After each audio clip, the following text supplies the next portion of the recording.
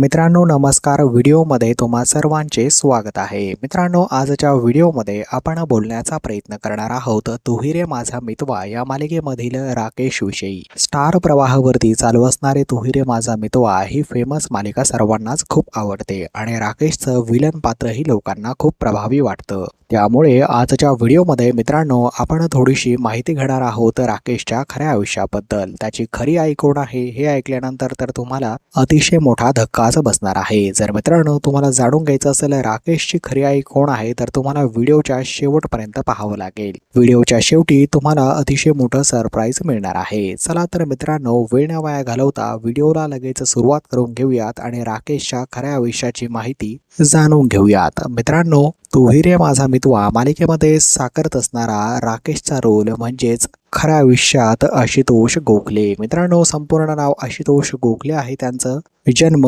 मूळ मुंबईचा. मित्रांनो शिक्षण BEd पर्यंत झालेलं आणि वय 2026 प्रमाणे 35 असं सुरू आहे.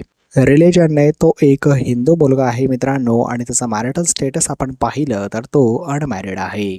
लहानपणापासूनच अभिनयाची त्याला प्रचंड आवड होती आणि त्याने ठरवलं होतं की आपण आपल्या अविषयी क्षेत्रामध्ये पुढे पूर्ण करायचं आणि आज तो अनेक सिनेमा आणि मराठी मालिकांमध्ये काम करतो. तर मित्रांनो राकेशचं खरं आयुष्य तुम्हाला कसं वाटलं हे आम्हाला कॉमेंट बॉक्समध्ये कॉमेंट करून नक्कीच सांगा.